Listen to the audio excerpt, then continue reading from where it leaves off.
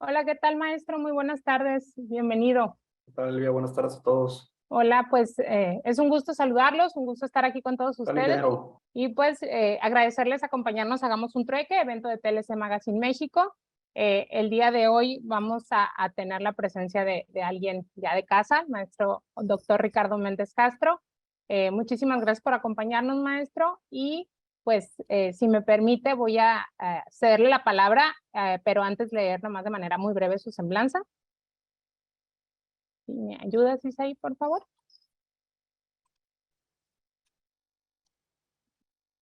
Y sirve que vemos y damos tiempo que se sigan conectando, se sigan sumando tanto por medio de este Zoom como por medio de nuestras redes sociales. Y el doctor Ricardo Méndez Castro es licenciado en Comercio Exterior y Aduanas por el TBC, licenciado en Derecho por la Universidad Humanitas, maestro en Derecho Fiscal por la Universidad Iberoamericana de Tijuana y doctor en Derecho Aduanero de Comercio Exterior por el Centro Universitario de Estudios Jurídicos. Conferencista, catedrático a nivel licenciatura y maestría en diversas universidades de Baja California, así como instructor autorizado para impartir cursos de capacitación por parte de la Secretaría de Trabajo y Previsión Social. Articulista en temas aduaneros y de comercio en TLC Magazine México y otras revistas especializadas. También autor de 8 libros relacionados con la materia aduanera y de comercio exterior. Y pues, maestro, le cedo la palabra. El tema de hoy es el análisis y criterios del SCE. Estamos atentos y adelante. El micrófono es suyo. Muchísimas gracias. Sí, muchas gracias, Sergio, por la introducción. Voy a compartir pantalla. Ya se visualiza, Perfecto, maestro. pero correcto. ¿Qué tal? Muy buenas tardes a todos. Pues, como siempre, es un placer estar aquí y compartir, sobre todo, como siempre les digo, estos temas de actualidad. Bueno, el día de hoy vamos a comentar sobre el análisis de los criterios de empresa cumplida, este proyecto piloto, pues que desde el pasado 16 de agosto del 2022 implementó la Dirección General de Facilitación Comercial y de Comercio Exterior de la Secretaría de Economía.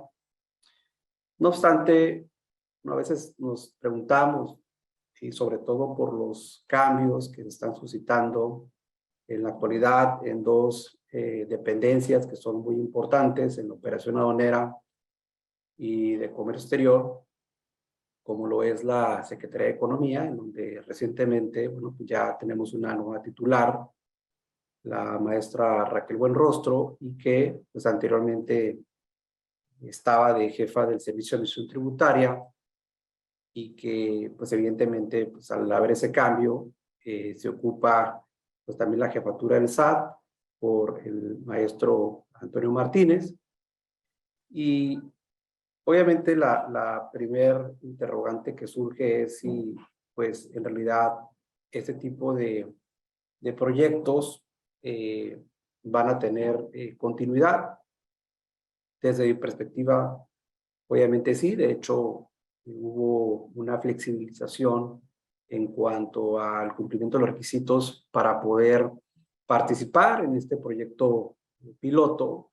Sin embargo, lo que visualizamos en todo lo que vienen siendo los registros o programas de facilitación, pues estos eh, se rigen bajo el principio de sustentabilidad o sostenibilidad, porque evidentemente deben de perdurar en el transcurso del tiempo, o en su caso van evolucionando, ¿no? Van cambiando de nombre, incorporando nuevos objetivos, nuevos temas, y eso lo visualizamos, por ejemplo, en la empresa cumplida, cuando recién salió allá por el 2002, el importador confiable, que, bueno, pues cambió posteriormente de nombre al nuevo esquema de empresas certificadas y se alineó, bueno, pues al marco SAFE. Y ahora, bueno, pues tenemos el operador económico autorizado, el socio comercial certificado, entre otros programas que tenemos, ¿no? Y otra parte, pues también importante es, sobre todo, ver ese tipo de temas desde la parte normativa. porque, bueno, pues son proyectos que deben de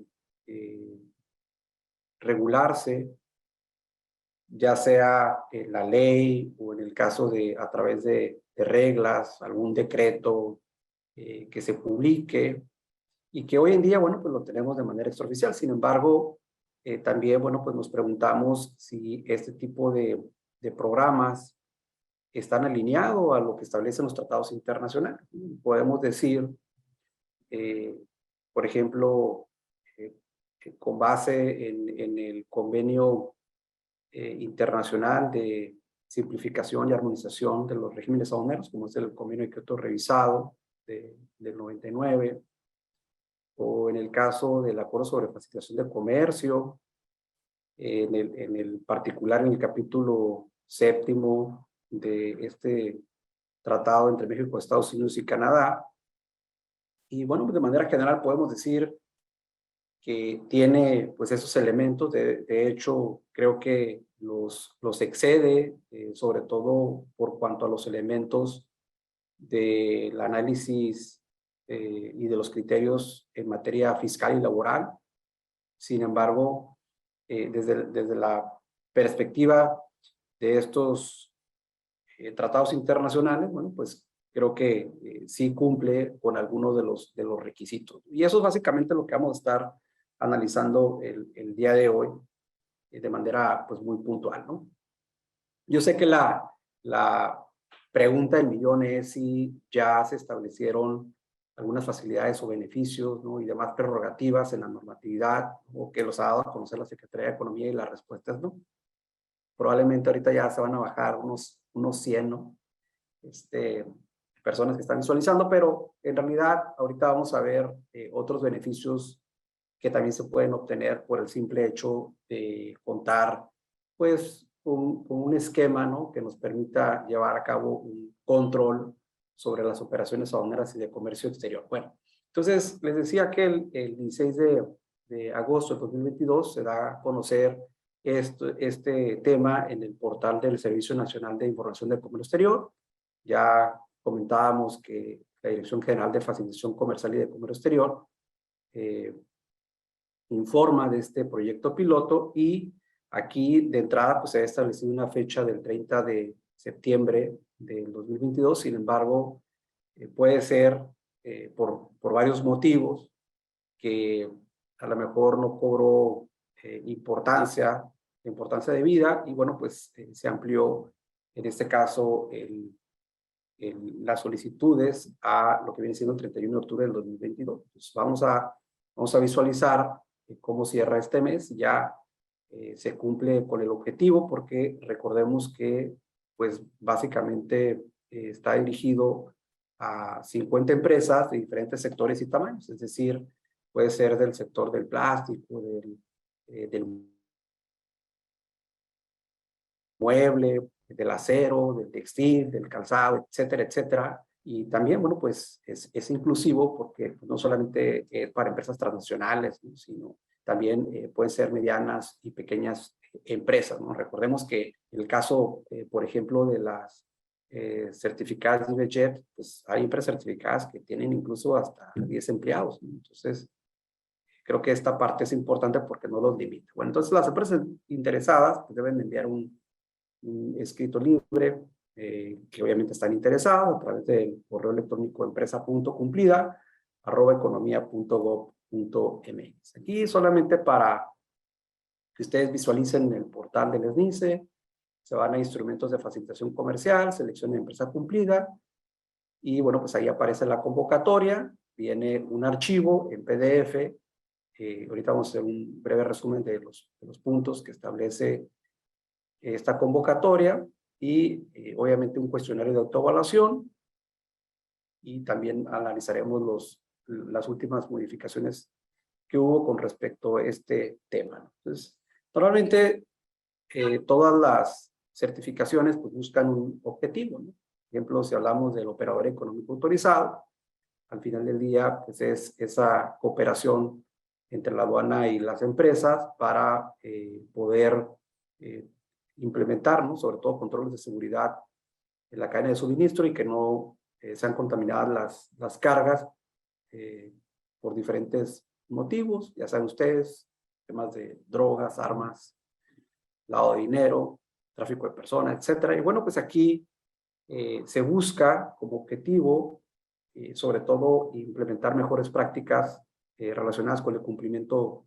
normativo de comercio exterior por parte, pues, de empresas mexicanas. Y ese tema, pues, es interesante porque ¿qué es una mejor práctica? Sabemos que puede ser lineamientos, directrices, pues, que adoptan las empresas, pero aquí evidentemente pues se trata de algo más estandarizado, porque yo puedo tener un procedimiento de manera interna, sin embargo, pues eso no quiere decir que sea una mejor práctica, ¿no? Porque probablemente es única y pues no se replica en otras unidades de negocio, ¿no? Entonces, así como hay objetivos, también hay principios. En el caso de empresa cumplida, tiene algunos de ellos, que son el tema de integridad, transparencia, proporcionalidad, rendición de cuentas, responsabilidad, autorregulación. Y cada una de ellas, pues, evidentemente, tiene un significado, aunque aquí, bueno, pues no se describe. Sin embargo, podemos, en este caso, interpretarlo, ¿no? Integridad, tema de valores, ética, sobre todo, pues, en la actividad comercial de la empresa, transparencia, ¿no? Ser sujeto a revisiones de información, documentación, así como de auditorías presenciales, proporcionalidad, que evidentemente esto es en función del tamaño de la empresa. O sea, no es lo mismo una empresa transnacional que puede implementar más controles que una pequeña empresa y que solamente a lo mejor tiene operaciones en un solo país, que una multinacional que puede tener muchos países. Rendición de cuentas y responsabilidad, que por ejemplo en los sistemas de gestión normalmente se encuentra integrado, pero aquí está de manera separada, que al final del día pues la empresa pues, es responsable pues, de las actividades que realiza y también, bueno, pues puede tener alguna repercusión. Y sobre todo el tema de autorregulación. Recordemos que se habla de la autorregulación porque pues hay algunas actividades que evidentemente no son obligatorias, sin embargo, las empresas, una vez que deciden implementarlas, bueno, pues en este caso, pues ya es parte de las obligaciones del cumplimiento. Entonces, recordemos que todas las certificaciones, ¿no? Por ejemplo, en tema de registro de despacho de mercancías, certificación de IBJEPS, el operador económico autorizado, socio comercial certificado, o sea, son optativos. Pero una vez que ya decides implementarlo, entonces tienes que cumplir, porque de lo contrario, sabemos que estás sujeto a requerimientos o procedimientos de cancelación. En el tema de las bases, de hecho, esta lámina la modifiqué con respecto a otras que he elaborado, porque esto obviamente ha tenido cambios.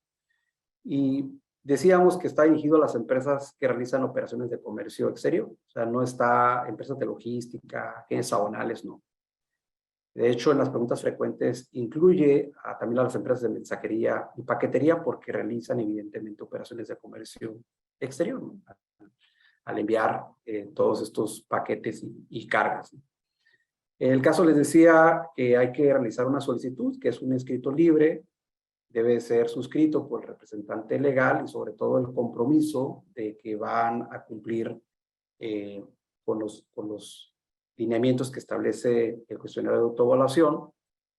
En la parte importante, pues se flexibilizó el tema de solamente cumplir con los datos generales y los requisitos solicitados y específicos, y el tema de los elementos y sus 26 criterios, bueno, pues esto se dejó como un compromiso que la empresa va a cumplir ya una vez que inicie este proyecto, que sería básicamente para enero del 2023.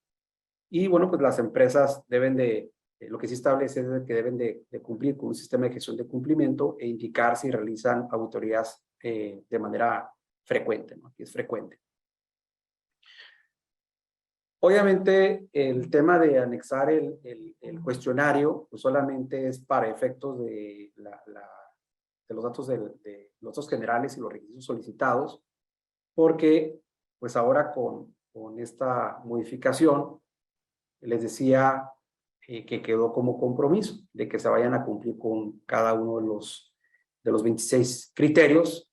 No obstante, recordemos que una empresa puede no cumplir con los 26 criterios, porque, por ejemplo, si no realiza actividades vulnerables, si no utiliza temas de registros marcarios, si no cumple con a lo mejor permisos previos de exportación de uso dual, pues evidentemente pues se indica que no está sujeto a tales regulaciones y por lo tanto pues no es necesario que cumpla con esos criterios, ¿no?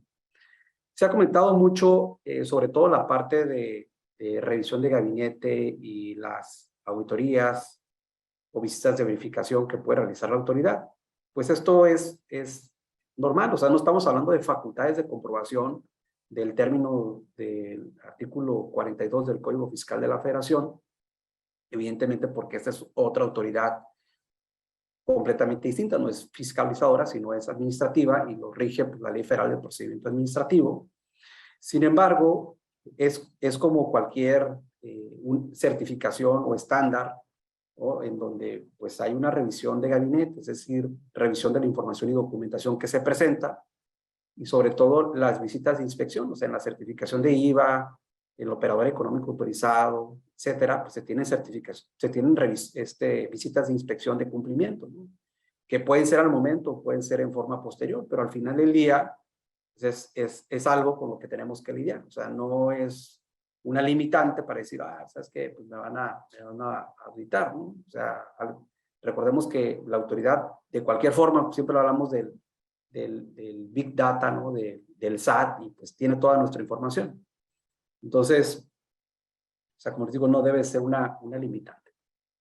En su caso, pues la Dirección General de Facilitación Comercial y de Comercio Exterior va a elaborar un dictamen y también lo va a someter a la Secretaría de Economía y al Comité Nacional de Facilitación Comercial. Y ese es un tema importante porque sabemos que dentro de la estructura del Comité Nacional de Facilitación Comercial, pues obviamente quien tiene derecho a voz y voto, pues básicamente son las secretarías de Estado.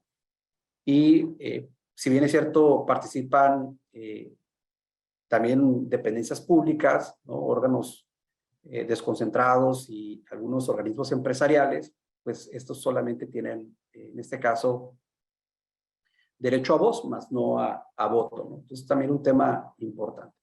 Aquí de manera breve, sobre todo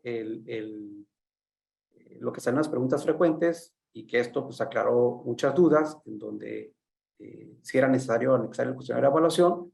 Sin embargo, derivado de esta publicación, entonces se flexibiliza y únicamente nos pide, pues obviamente el escrito libre firmado por el representante legal, ¿no? de la empresa, donde pues tiene la intención de suscribirse a este proyecto piloto de empresa cumplida y debe de indicar si la empresa pues cuenta con un sistema de gestión de cumplimiento normativo. Sin embargo, pues aquí no hay un estándar, una certificación que se pide, simplemente es esa declaración. Y también, bueno, pues si tiene auditorías o revisiones con frecuencia, se pide que indique 3 problemáticas de comercio exterior, evidentemente de la empresa, el motivo que tiene de interés en participar, y hay una parte importante porque ahora ya están pidiendo 5 beneficios, obviamente que sean de mayor utilidad para la empresa. Y ese es un tema relevante porque obviamente al tú ser de los primeros, tú vas a pedir, ¿no? Vas a decir, ¿sabes qué? Pues yo quiero esto. Obviamente falta ver si se concede, ¿no? Pero al final del día, pues se tiene esa prerrogativa de que vas a poder indicar cuáles son las facilidades o prerrogativas que en un momento dado te impactan a ti como organización, ¿no? Y vean lo que les comentaba en el cuestionario de autoevaluación, pues solamente pido los 2 generales y la información de comercio exterior. Entonces, todos estos que están aquí, lo de los 3 años, no contar con créditos fiscales firmes, demostrar el cumplimiento de sus operaciones, por lo menos no van a ser requeridos por el momento. Lo único que está pidiendo básicamente es que tengas implementado el sistema de gestión de cumplimiento y pues que realices Una autoevaluación, auditorías frecuentes a tu información y documentación. Yo anteriormente había hecho un comparativo y veíamos que en algunos supuestos sí se encontraba vinculado a algunas certificaciones, pero otros no. Entonces, en esos casos en específico, pues no estaba vinculado a otros programas de fomento, ¿no? Y bueno, pues una parte importante también es el tema de que hay muchas empresas que probablemente sí tienen implementado en la organización algún estándar internacional. Aquí les puse algún listado. Yo sé que hay unos que no son certificables, sin embargo, probablemente el personal con el que cuentan sí está certificado, porque hay dos tipos de certificaciones. Unas son para las empresas, pero también hay certificaciones de competencia, en este caso a nivel internacional. O sea, por ejemplo, las que he tomado yo con el maestro Miller Romero, un colombiano que es especialista en estos temas. Y bueno, pues algunas de ellas me ha tocado tomarlas, ¿no? Y eso pues te da una visión distinta sobre todo en llevar a cabo estos proyectos. Y hay otras certificaciones profesionales, pero que tienen un contexto nacional. Sobre todo esta, que algunas asociaciones de aquí de México están manejando, y que vale la pena porque esas, y siempre recomiendo no, porque a veces te ofrecen la capacitación, pero no la certificación. Entonces, por ejemplo, en el caso de la Asociación Nacional de Importadores y Exportadores de la República Mexicana, la NIER, ellos te capacitan y aparte puedes presentar el examen de certificación, y hay buenos instructores, y bueno, pues la cual recomiendo, ¿no? Porque yo también la cursé. Creo que el contenido, una parte se alinea mucho a lo que requiere este tema de empresa cumplida. Pero aquí, vean, les dejo algunos beneficios indirectos, que en realidad son directos, pero vamos a suponer beneficios extraoficiales, ¿no? Facilita el cumplimiento regulatorio de la organización, que esto es muy importante porque ya tienes un estándar. Homologa los procesos de despacho aduanero, sobre todo cuando tienen diferentes sucursales, ¿no? Evidentemente siempre es distinto si son marítimos, si son aéreos, terrestre, o ferroviario, o carretero, dependiendo de la aduana por donde despachen, pero al final del día homologas el proceso de despacho, evita o atenúa sanciones por incumplimiento, que al final del día pues tienes un proceso en el cual vas a seguir el paso 1, 2 y 3, pues la intención es que facilita ese proceso, y pues al final del día es probable que haya una disminución en el tema de las sanciones. Reduce riesgos por fraude y corrupción, sobre todo el fraude aduanero en el tema de algún incumplimiento o omisión de contribuciones al comercio exterior. Evita daños a la reputación corporativa, que eso también, bueno, pues es relativo, ¿no? No por el hecho de que tengas a lo mejor muchos procedimientos administrativos en materia aduanera, pues quiere decir que no eres cumplida, ¿no? Pero sobre todo en temas a lo mejor de fraudes aduaneros, ¿no? Sí puede tener un impacto. Brinda reconocimiento y prestigio internacional, evidentemente porque es una empresa reconocida en el país, y sobre todo el tema de la profesionalización del personal, que esto pues ayuda mucho, porque pues, es un valor agregado para la organización, ¿no? Entonces, vean, el cuestionario de autoevaluación prácticamente, les decía, tiene 26 criterios que están divididos en el tema de análisis de riesgo, la parte de comercio exterior, que es el que tiene más criterios, el tema fiscal y laboral, que sobre todo estos pues, se van a trabajar de manera coordinada con otras áreas, porque pues, al final del día el área de comercio exterior pues, no tiene competencia en temas fiscales o temas laborales, aunque sabemos que en algunas certificaciones pues, se relaciona sobre todo algunas obligaciones, ¿no? Y son alrededor de 107 criterios en total. Ahora, se menciona, eso ya es de manera extraoficial, porque de hecho la autoridad ni lo ha confirmado, que en una segunda fase se van a incorporar otros temas, ¿no? Como responsabilidad social, el tema por ejemplo, el tema financiero, una parte que tiene que ver con la ciberseguridad, aspectos ambientales. Sin embargo, bueno, pues esto ahorita pues, no es un hecho. De hecho, en efecto, bueno, pues estamos en una fase piloto todavía, ¿no? Bueno, entonces en la primera parte creo que esta es de las más importantes porque vamos a ver un ejemplo muy breve. Esta es la más importante, porque aquí de entrada el compromiso del cumplimiento, que prácticamente pues, es un escrito de la alta dirección de los órganos de gobierno que asumen ese compromiso. El análisis de riesgo de cumplimiento, que está enfocado sobre todo en la parte normativa, a diferencia, por ejemplo, del operador económico autorizado, que es un tema más práctico, aunque también hay dentro de estos 11 estándares y sus 42 subestándares, recordemos que hay uno específicamente relacionado con el tema de despacho aduanero. Sin embargo, aquí es mucho más a detalles, y el tema de mejores prácticas de análisis de riesgo, que esto también vamos a identificar en el cuestionario de autoevaluación, que vienen los criterios, vienen los indicadores y posteriormente viene una parte si debe de implementarse, o sea, viene la palabra debe, que es obligatorio, o en su caso podrá, que sería una mejor práctica. Entonces ahorita vamos a comentar los 20 criterios de manera muy breve.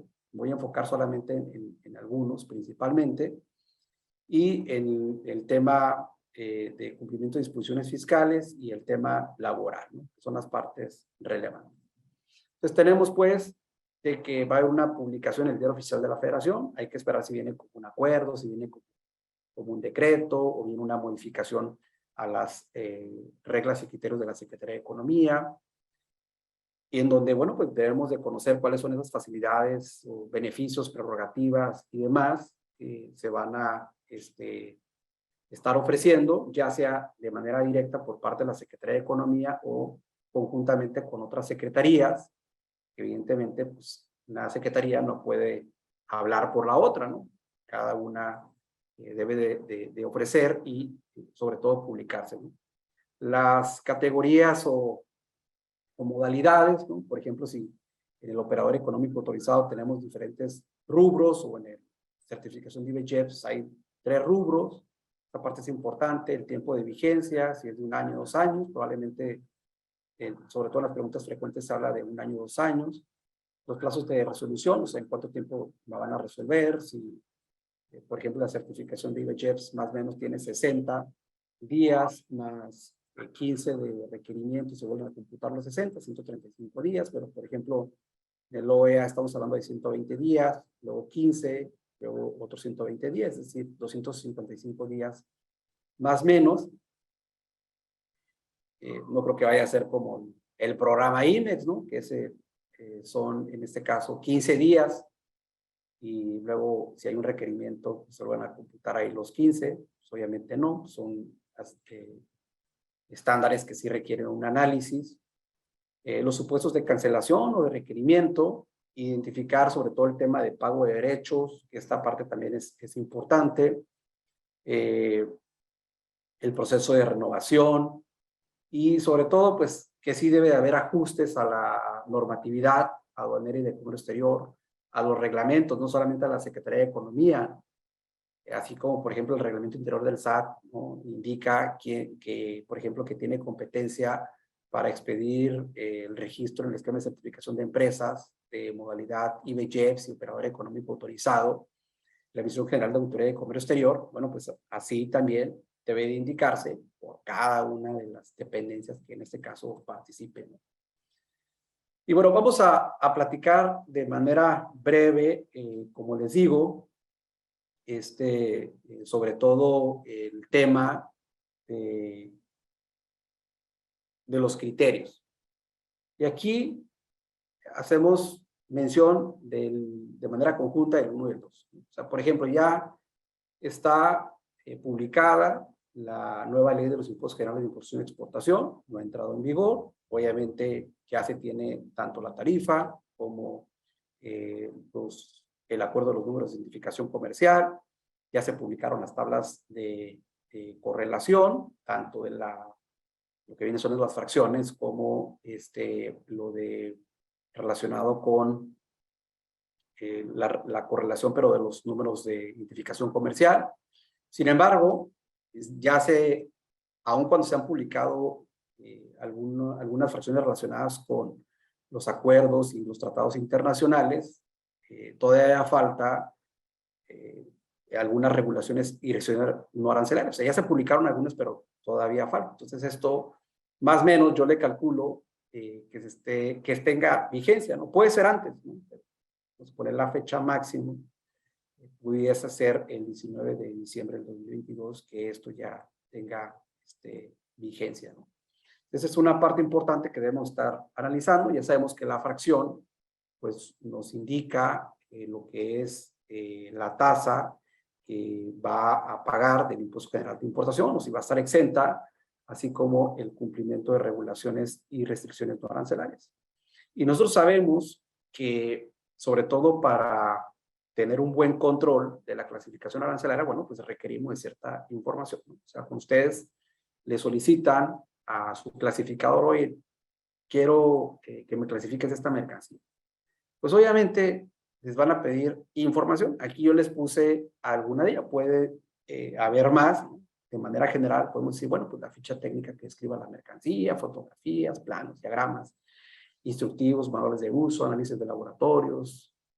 Obviamente también puede haber pagos de derechos, pero ya en el caso de que sea una mercancía de difícil clasificación y se realiza la consulta de la autoridad, pero a lo que voy es que de manera general debemos de tener un expediente, ¿no?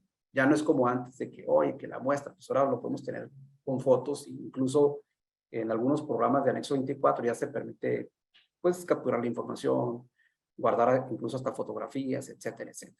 Pero lo importante es tener, porque es un requisito que nos indica, ¿no? Y sobre todo, por ejemplo, esta parte es optativa.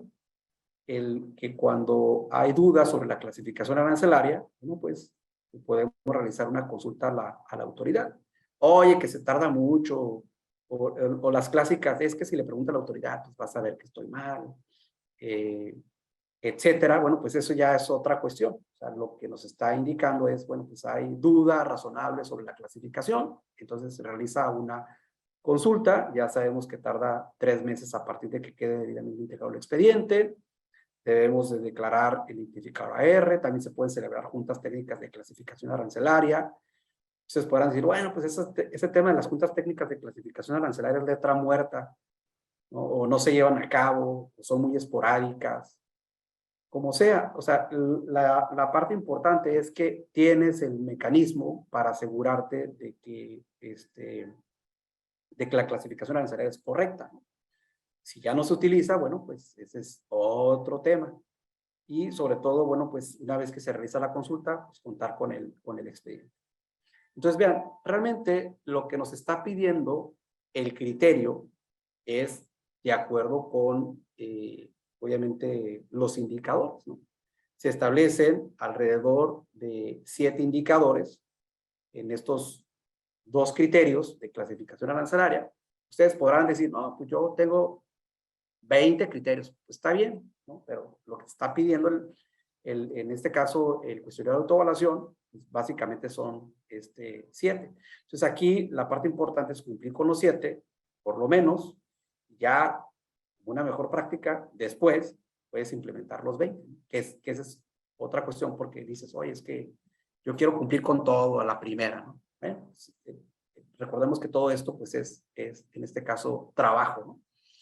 Y sobre todo, también si tienes recurso humano, ¿no? Porque, como dice, no, pues es que en el área de que estamos, pues somos 3 personas. Debe haber un designado, que es el que debe de dar seguimiento a estas actividades. Vean, nos pide temas de políticas y procedimientos sobre control, que prácticamente va a ser muy repetitivo, y ahí podemos identificar manuales, lineamientos, directrices. Mecanismos para garantizar la efectividad de la clasificación, pues es obviamente tener un expediente con cada uno de los puntos que mencionábamos. De hecho, también hace referencia a que del catálogo de las mercancías, pues, que solamente consideremos aquellas que con el que se realiza el 80% de las operaciones. Tener, por ejemplo, una relación de las mercancías en función con el pago del arancel y el cumplimiento de las regulaciones, que prácticamente es un listado, ¿no? Pongo, así como viene en la tarifa, ¿no? Que viene la fracción, descripción, unidad de medida, la tasa, y ya nomás le incorporo lo que viene siendo la regulación y restricción arancelaria, tanto de importación como de exportación. Identificar aquí si se establece, sobre todo en valoración, en los expedientes, de que pueda haber un tercero. ¿Y por qué? Bueno, pues sabemos que en términos del 54 de la ley aduanera, pues el responsable de la clasificación arancelaria, pues es en este caso el agente aduanal, la agencia aduanal, siempre y cuando, evidentemente, se le proporcione la información veraz. Realizar revisión periódica de las clasificaciones. Obviamente, por ejemplo, en este año ha habido alrededor de más o menos 6 publicaciones. Entonces, hay que tener un control, no nomás solo decir, es que no se publicó nada, ¿no? Bueno, pues el registro de las publicaciones y se indique, mejor en un concepto de observaciones, no se modificaron las fracciones, ¿no?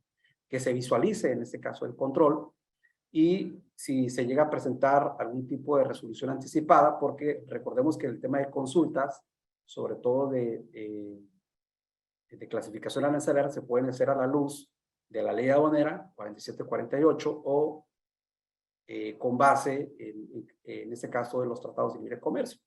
Entonces, hay algunos que sí establecen consultas sobre clasificación arancelaria, por lo menos el TIPAC, TEMEC, la Alianza del Pacífico, etcétera. Entonces, aquí les puse un listado indicativo de los documentos, no puede ser más, ¿no? Pero vamos a ver varios puntos.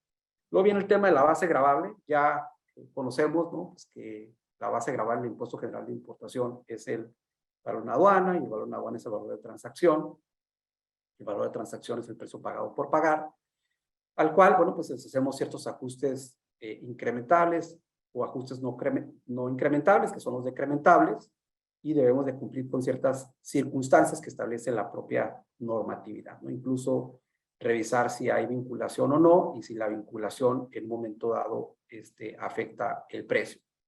Y si no nos vamos por el valor de transacción, pues lo que se establece es que debemos de aplicar los otros métodos alternativos o secundarios en forma sucesiva por exclusión, pero también hay algunos supuestos en donde, por ejemplo, en el caso del precio unitario de venta, valor reconstruido, puede haber invertirse a elección del importador, y sobre todo en el caso de las exportaciones, pues identificamos que es el valor de venta o valor en el lugar de venta. Y también sabemos pues que debemos de contar con determinada información, llámese documento equivalente, comprobante fiscal, tanto de las mercancías como de los gastos incrementables, ejemplo de transporte, de seguro, de maniobras, de carga, descarga, en el supuesto por ejemplo, de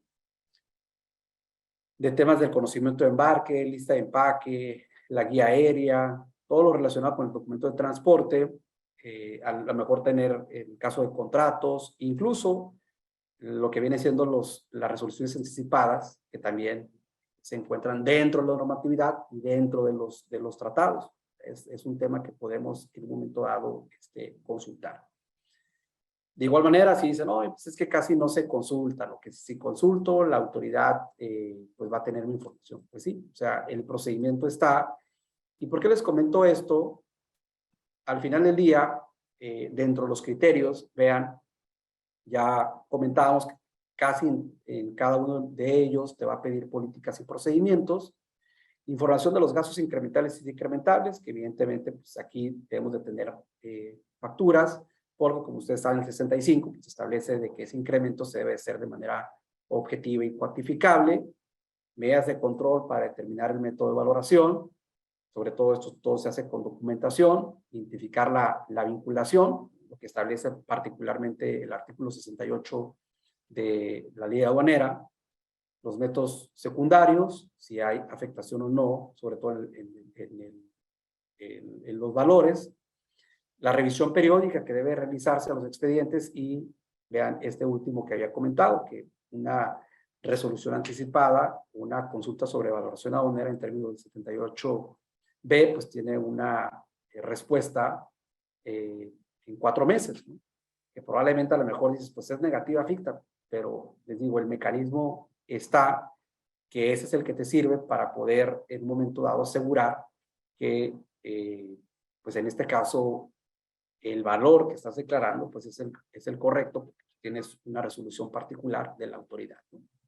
Posteriormente, en el caso de los tratados, pues, o sea, no solamente decir, aquí está la certificación de origen, certificado de prueba de origen, para poder acreditar que las mercancías son originarias y que voy a gozar el tratamiento arancelario preferencial, sino que recordemos que debemos de el certificado o certificación de origen, pues debe estar correctamente llenado, cumplir la regla de origen y en caso de duda, incluso puedo realizar también una resolución anticipada, o sea, solicito una consulta a la autoridad en materia de origen, que esto la gran mayoría de los tratados en este caso lo tiene, y esos son los requisitos que básicamente está solicitando los criterios de certificación de origen. El tema de tenerlos de manera documental, acreditar si cumple la regla de origen, es decir, cómo yo sé si evidentemente una empresa exportadora, y yo soy el importador, está cumpliendo con la regla de origen solamente porque el criterio dice que es originario con el C, ¿no? O que cumplió el salto arancelario o cambio de posición tarifaria y le pone el B. Pues evidentemente eso pues no es suficiente. Entonces aquí pues lo que te está indicando ya pues son los supuestos que en este caso debes de vigilar, ¿no? La revisión periódica, tener el expediente de los productos y sobre todo la parte, como les decía, de las resoluciones anticipadas. Por ejemplo, en el caso de padrón de importadores, me pide que tenga estas políticas, estas directrices sobre de que están cumpliendo las obligaciones. Pues, prácticamente yo tendría que hacer un análisis de las 46 fracciones que establece la regla 133, más la causal de cancelación, o sea, unas son las causales de suspensión y la causal de cancelación, que está para el tema de hidrocarburos, que esa fue incorporada ahora en el 2021 para el 2022. Entonces, tener un análisis de riesgo, evidentemente, de cada una de esas causales. Por ejemplo, viene el de prácticas desleales, esto es lo que les comentaba, es decir, yo no importo mercancías de países que están sujetos a prácticas desleales o las mercancías no tienen relación con esas o con aquellas que se les impuso una cuota compensatoria, entonces no tengo ningún problema, pero si cumplo con la cuota compensatoria o en su caso hay mercancías que sí están vinculadas, pero que son de otro país, pero tienen las mismas características, pues en ese sentido, pues yo debo de tener la documentación, por ejemplo, la del anexo 8 de este acuerdo que establece pues estas medidas compensatorias. En ese sentido, vean aquí, lo que nos indica es, primero, conocer las fracciones arancelarias sujetas al pago de cuotas convertorias, y yo puedo tomar como referencia el anexo 251, ¿no? Que incluso ya viene hasta correlacionado. Las que no se encuentran sujeto a cuotas compensatorias, pues yo indico, bueno, pues están excluidas porque no están dentro de la descripción, dentro de la fracción arancelaria, dentro del margen de discriminación, etcétera, etcétera, o porque no son de ese país, y bueno, pues aquí tengo el formato del anexo 8, y en caso de que sí realice el pago, bueno, contar con documentación a las cuales se les aplica, que prácticamente es el pedimento donde está sentando el pago de este aprovechamiento. Entonces, ese es uno de los puntos. Otro tenemos el de las normas oficiales mexicanas. Vean, aquí de manera breve, o sea, como yo sé que una mercancía está sujeta al cumplimiento de NOM, bueno, reviso el anexo 241 de las reglas y criterios por parte de la Secretaría de Economía, y luego identifico el procedimiento de cumplimiento, que ese, pues evidentemente me lo va a proporcionar el organismo certificador, ya sea si la NOM es de etiquetado o de certificado, ¿no? En el caso de las de etiquetado, pues como sabemos, puede ser que tengamos ahí una certificación de la conformidad, si es que se gestionó una, y si es de certificado, pues vamos a tener el documento. Pero el procedimiento, pues no es el que yo indique, es el que establece el organismo certificador, por ejemplo, NICE, ANSE, la SUELE, y que es el que debo de cumplir. Mecanismos de control para identificar el cumplimiento de la NOM, pues voy a tener ahí los procedimientos y los lineamientos, ¿no?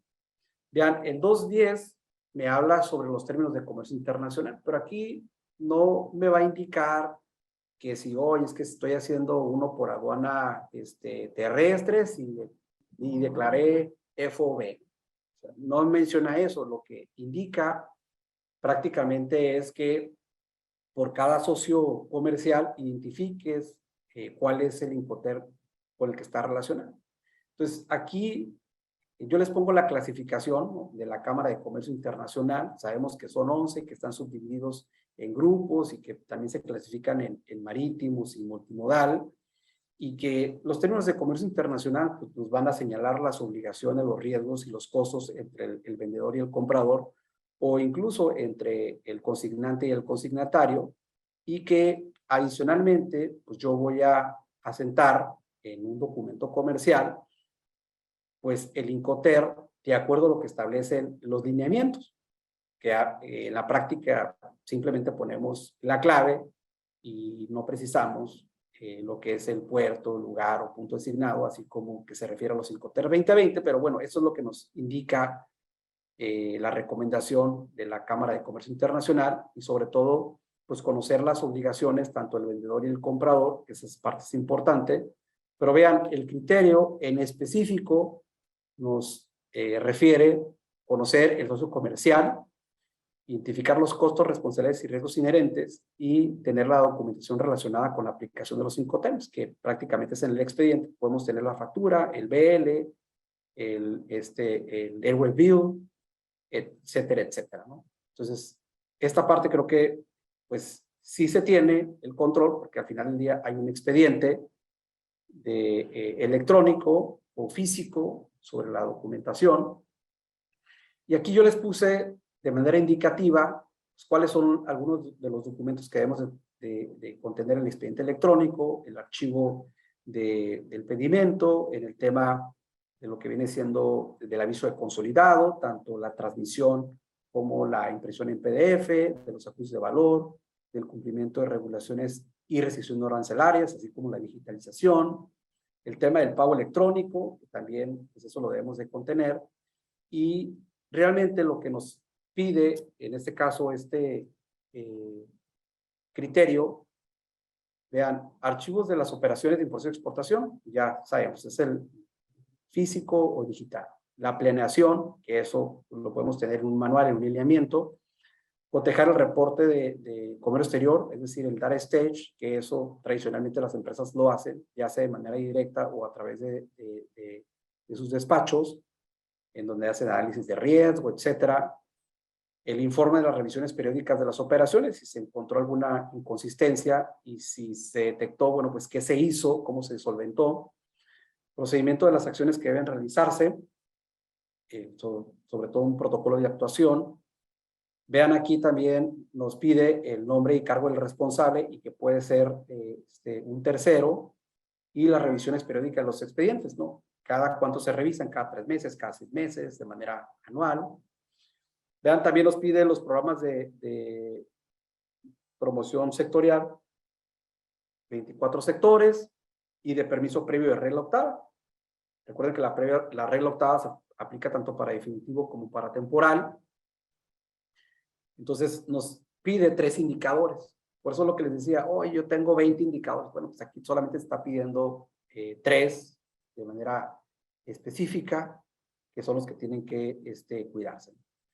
Y que de hecho me parece interesante porque, bueno, la regla octava sabemos que pues, es un permiso previo, se identifica con clave de C1, conforme al apéndice 9, pero hay un capítulo o un criterio específico para el tema de regulaciones y restricciones no arancelarias. Ya sabemos que todo lo que no sea un arancel, pues es una regulación o restricción no arancelaria. Sin embargo, en términos 17 de la Ley de Comercio Exterior, pues habla de los permisos, cupos, marcado de país de origen, certificaciones, cuotas convertores, autorizaciones, incluyendo las normas oficiales mexicanas. Esto lo establece el 52 de la ley aduanera. Y ya sabemos, como lo comentamos en el criterio 1 y 2, que la regulación y rescisión no arancelaria se identifica a través de fracción arancelaria y el número de identificación comercial solamente es de referencia. Y vean, me está pidiendo 4 indicadores: identificar la clasificación arancelaria, que voy a revisar todos los acuerdos, ¿no? de salud, de Secretaría de Energía, de SADER, de Economía, etcétera, etcétera. Todos los de Semarnat, todos los que existen, los debo obviamente relacionado con mi operación, ¿no? Si no cumplo con nada, bueno, pues entonces este criterio lo omito. Entonces, identificar la normatividad aplicable, tradicionalmente, pues son donde nosotros consultamos, que son los acuerdos, esa es la normatividad aplicable. La planeación de las operaciones y la obtención, que, por ejemplo, si yo digo, sabes que quiero tramitar un permiso de salud, normalmente se identifica con un homoclave, busco el homoclave y ahí me va a establecer todo el procedimiento que yo voy a seguir para obtener una autorización exitosa. Entonces, eso ya es el procedimiento.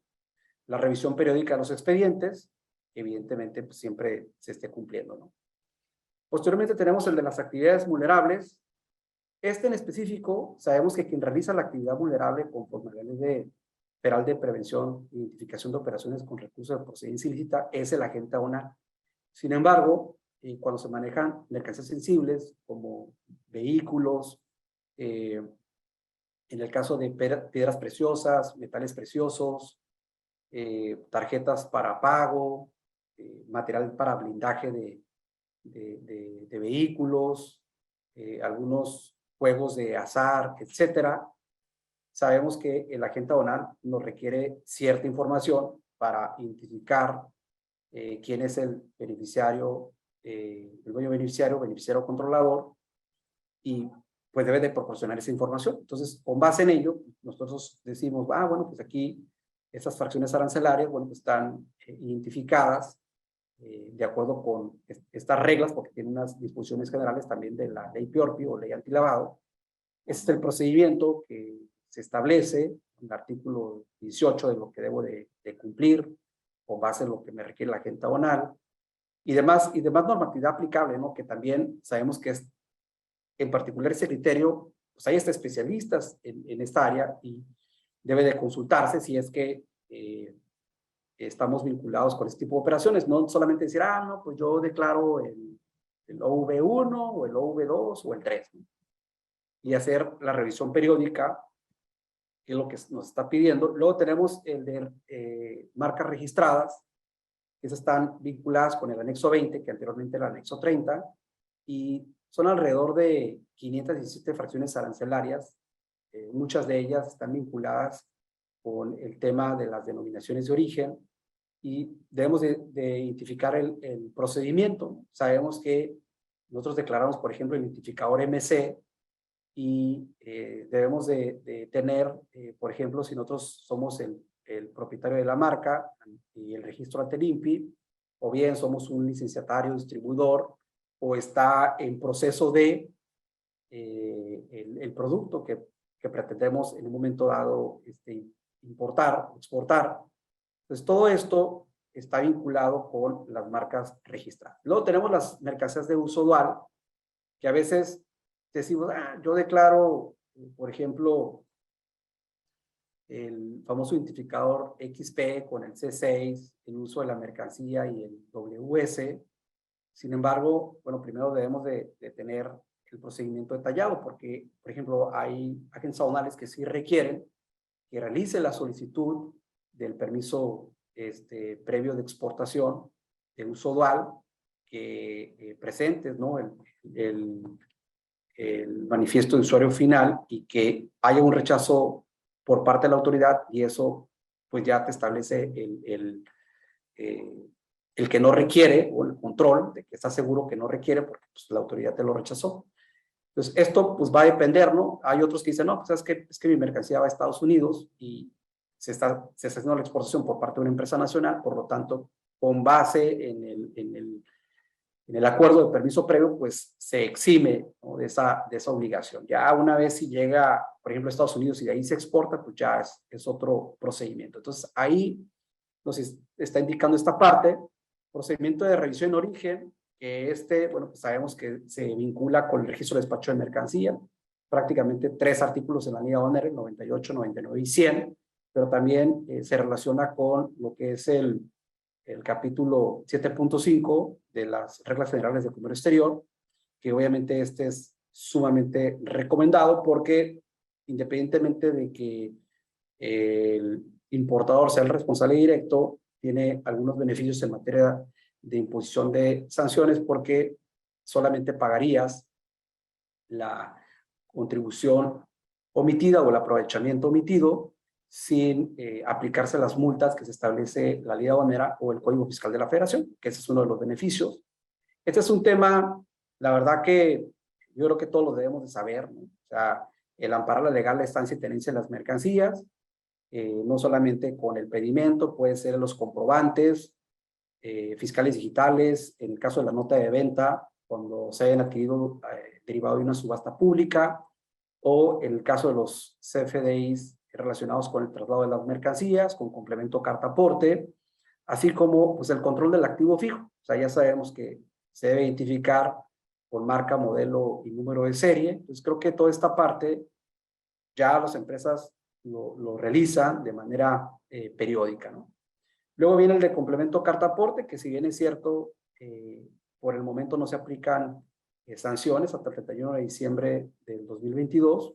Esto estaría entrando, sobre todo la aplicación de sanciones a partir del 1 de enero del 2023. Lo cierto es que la obligación existe desde siempre y bueno, pues ya propiamente el CFDI con el complemento carta aporte sería a partir del 1 de enero del 2022. Y vean cómo son 2 indicadores, pero cada indicador habla uno sobre el CFDI de ingreso y el otro CFDI de traslado. Entonces, obviamente aquí no te hace mención, oye, ¿qué tal si lo presento sin complemento porque estoy haciendo un traslado con vehículo ligero o estoy haciendo un traslado local que no requiere un complemento, pero eso ya es parte de la documentada, ¿no? Luego viene el tema sobre todo del programa IMEX, certificación de IBEJEPS. O sea, ahí, por ejemplo, yo puedo decir, bueno, del programa IMEX, pues voy a controlar el tema de las obligaciones o requisitos por los cuales se me otorgó la certificación o el programa IMEX y posteriormente aquellos que debo de cumplir una vez que fui autorizado. Por ejemplo, tenemos en el artículo 11 del decreto IMEX y las obligaciones posteriormente del 24 del decreto IMEX, así como analizar las causales de cancelación del artículo 27. Y en el tema de la certificación de IVA, pues prácticamente, o sea, todo lo que es la 711, 712, 713, 721, que son las obligaciones que debo de cumplir periódicamente, y las causales de requerimiento de la 722 y las de cancelación, que son las de la 724. Entonces, básicamente todo eso está concentrado en esos indicadores que, bueno, pues son los que debo de tener, ¿no? Mis procedimientos, que sí los tenemos, ¿no? Porque sabemos que para la certificación te piden los procedimientos, ¿no? Que tengas, sobre todo desde que se adquieren las mercancías en el extranjero, cómo se trasladan, el proceso y hasta que se retornan, ¿no? Entonces, toda esta parte se tiene. Y vean, ya para ir concluyendo con los últimos 2 elementos, primero el fiscal. De entrada, aquí visualizamos los que son requeridos por la empresa de comercio exterior, ¿no? O sea, empresa cumplida de comercio exterior. Y son todos esos de aquí. Pero vamos a visualizar algunos de ellos que sí están vinculados, por ejemplo, con el IMEX, con la certificación de IBEJEPS, con el padrón general, o sea, el padrón de importadores y los sectoriales, así como los programas de promoción sectorial. Aunque parece que no hay aquí, vamos a visualizar que a veces hay una obligación que comprende todo, ¿no? Pero bueno, el punto es, primero te habla de contar con la IFIR. O sea, ese ya sabemos que la vigencia de 4 años y que aplica para todo. Ese sí me parece importante, ¿no? Emitir el CFDI cumpliendo con los requisitos, porque aquí estamos hablando de dos temas. Si bien es cierto, nos enfocamos mucho en el del CFDI, con complemento carta aporte, aquí se está hablando de manera general, o sea, los que expida la empresa, ¿no? Que bien puede ser CFDIs con complemento de la nómina, o puede ser un CFDI de una enajenación. Entonces aquí debe de revisar esta parte, que eso es lo complejo, o sea, esto sí es para el área de finanzas o fiscal o de impuestos. El tema de los sellos digitales, que aquí se correlaciona con otros que ya se controlan. La cuestión del domicilio fiscal de sucursales y que estén registrados y localizados también se controla. El tema del buzón tributario, la cuestión de los socios seccionistas y representantes legales también se controla. Aquí solamente no se exige propiamente, pero los demás sí. No tener créditos fiscales firmes, pues también esta parte se controla, ¿sí? Porque no debemos de tener adeudos, excepto cuando hay algún tipo de medio de impugnación. Esta parte también de lo que viene siendo estar al corriente del cumplimiento de las obligaciones, ya sí se monitorea. El tema del 69B, ¿no? De no aparecer en la lista de empresas incumplidas o que realizan operaciones insistentes, que carecen de infraestructura, que no tienen personal, no realizan las actividades, no están como no localizados, entonces todo eso se controla. Luego, la contabilidad electrónica actualizada, pues también esto se controla, salvo aquí en el caso de los programas de los padrones y padrón sectorial. Y ese tema también es muy importante, que cuente con evidencia de deducciones de gastos y acreditamiento, que esto pues sí es netamente del área de finanzas, fiscal o impuestos internos, porque pues el acreditar la materialidad pues, es toda una cuestión que debe analizarse de manera profunda, ¿no? Entonces, por lo demás, creo que algunos puntos se cumplen y como les digo, sobre todo este criterio, pues debe de estar vigilado, monitoreado por el área fiscal, ¿no? Y viene el laboral, es el final, que creo que pues, también es importante, aunque algunos se pueden relacionar, hay otros muy especializados, ¿no? Por ejemplo, el registro de empleados, pues sí se relaciona con el IMEX, con la certificación de IBEJEPS, la obligación de retener y enterar el ISR a los trabajadores se pide, pero, por ejemplo, la certificación de IBEJEPS te pide por lo menos 10, ¿no? Pero aquí estamos hablando pues de todos, no establece un límite. El contrato colectivo de los trabajadores, bueno, pues esto dependerá, ¿no? Porque hay muchos que tienen solamente el contrato individual, pero obviamente va a depender de cada empresa, o contar con la libertad de asociación, libertad sindical y el reconocimiento efectivo de los derechos de negociación colectiva. Bueno, pues esto normalmente a lo mejor va a ser dentro de una política o dentro del contrato. Tener erradicadas todas formas de trabajo forzoso obligatorio, que también esto puede ser una política o puede ser revisiones que se realicen de que no se esté, ¿cómo se llama? Llevando estas prácticas. Tener a la abolición efectiva del trabajo infantil, ¿no? Ya sabemos y que ya se han presentado algunos problemas en México, sobre todo en la exportación de tomate, que han sido retenidos por la aduana del CIP. Garantizar la eliminación de discriminación en materia de empleo y ocupación, que también hemos de mencionar que hay algunas normas mexicanas e incluso, ¿no? La ley federal para prevenir y eliminar la discriminación, que eso sí requiere de un análisis más profundo.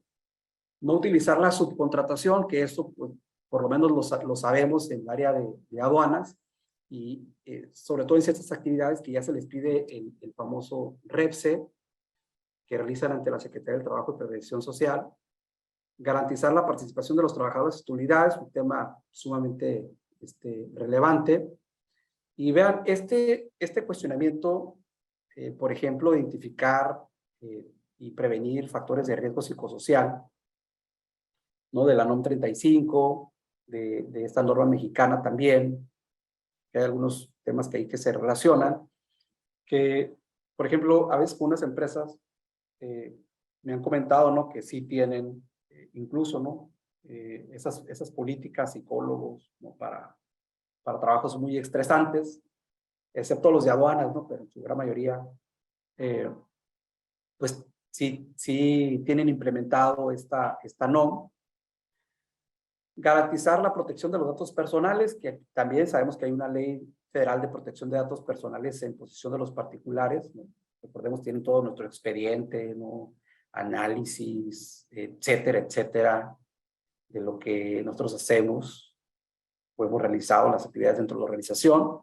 Y bueno, también que es optativo, que es la implementación de mejores prácticas laborales, que evidentemente pues eso se va a ir relacionando, ¿no? Entonces, miren, esto, obviamente que yo les acabo de mencionar, esa es la parte que a veces decimos, bueno, pues es la teoría, ¿no? O sea, siempre la pregunta del millón es, ¿cómo lo hago, no? Entonces, ¿o qué criterio utilizo? Porque normalmente vamos siempre a ver matrices de riesgo, en donde hay unos que utilizan, sí, pues el tema de probabilidad por impacto, ¿no? Nos da el riesgo, en este caso, inherente, y luego medimos la vulnerabilidad o efectividad del control y nos da el riesgo residual, y pues así se va trabajando, ¿no? Pero también hay otros métodos, o sea, por ejemplo, este método de análisis de modo y efecto de falla, MEF, que también puede ser utilizado. Ahora, la parte que debemos de tomar en consideración es, o sea, ¿qué es lo que voy a analizar? Si voy a analizar en un momento dado el criterio, o sea, si estoy cumpliendo con el criterio, o en su caso, lo que voy a analizar es en un momento dado ya los elementos, porque yo puedo hacer dos análisis, ¿no? A veces decimos, voy a analizar la contabilidad electrónica. O sea, Tomás, tengo el acuse de recepción de que se presentó, pero no sé si la contabilidad está correcta. Entonces, hacer el análisis de cada uno de los campos, ¿no? de los cargos, de los abonos, pues esa es otra cuestión, ¿no? O sea, si nosotros vamos al tema de clasificación arancelaria, bueno, pues yo voy a decir, yo voy a cumplir con el procedimiento, pero si quiero revisar en particular un indicador, a ver, voy a revisar el expediente a ver si cuento con todos los requisitos, ¿no? Entonces ahí es un tema que nos vamos a ir más a fondo. Entonces podemos tener, sobre todo de manera específica, cada uno de los indicadores, o podemos hacer un análisis ya del procedimiento, es decir, por ejemplo, para el tema de clasificación arancelaria, bueno, primero preparo la documentación por parte de la empresa que va a ser enviada al clasificador. El clasificador recibe la información, realiza el análisis, ¿no? Me envía la información, la recibo, ya pues hago el resguardo y lo empiezo a declarar en mis operaciones. Entonces, esa parte es a veces lo que se lleva tiempo, ¿no? En analizar pues cada uno de esos criterios con sus respectivos indicadores. Puede ser de esta forma, o bien, a lo mejor digo, ¿sabes qué? Voy a utilizar, pero esto les digo, es de manera, porque evidentemente la normativa no nos indica el procedimiento, que de hecho ni el operador económico autorizado lo hace, no es como, por ejemplo, el caso de algunos otros estándares, es un ejemplo nomás, el CityPad, ¿no? Que dicen 5 pasos, bueno, pues ahí, oye, ¿por qué no 4? ¿Por qué no 6? No, porque ya te están diciendo en 5 pasos. Entonces, eso va a depender, obviamente, conforme vaya madurando, vamos a suponer, este programa de empresa cumplida y de comercio exterior, o empresa cumplida de comercio exterior, y la autoridad empieza a implementar ya, no, me lo vas a entregar de esta forma, bueno, pues, pero ahorita no existe eso. Entonces, yo puedo, como les digo, tener sobre todo el análisis por cada uno de los criterios, ¿sí? Haciendo, por ejemplo, de matriz de riesgo de probabilidad por impacto o probabilidad por consecuencia, ¿no? Como le quieran llamar, ¿no? Pero al final del día es algo que podemos en un momento dado hacer por cada uno de los indicadores. Entonces, esto pues es lo que quería platicarles, estimados todos, y esperemos ahora, bueno, pues que este proyecto continúe, ¿no? Con los cambios, y ya sabemos que se encuentran pues, ahora en la Secretaría de Economía. Pues sí, sí, gracias. Y yo creo que todo esto va encaminado a una cuestión de que México sea, pues, de primer mundo. Digo, que vayas controlando y que vayas teniendo tus empresas bien establecidas, bien controladas, y que sepas exactamente dónde estás y dónde tienes todas tus cosas. Ricardo, pues uno más, mi estimado Ricardo, que a tu cosecha, y Isaí, por favor. Y aquí, pues, de parte de Trade and Law College, Trade and Law Customs Magazine, PLC Asociados, hagamos un trueque, otorgan el presente reconocimiento a Ricardo Méndez Castro, doctor Ricardo Méndez Castro, por hacer un trueque con la plática virtual con el tema Análisis de los criterios del ECCE, Empresa Certificada en Comercio Exterior. Día 19 de octubre del 2022, firma nuestro presidente, doctor Octavio de la Torre, y nuestra maestra Daniela Martínez. Ricardo, uno más a la cosecha, uno más a tu expediente. Muchas felicidades, muchas gracias por la presentación,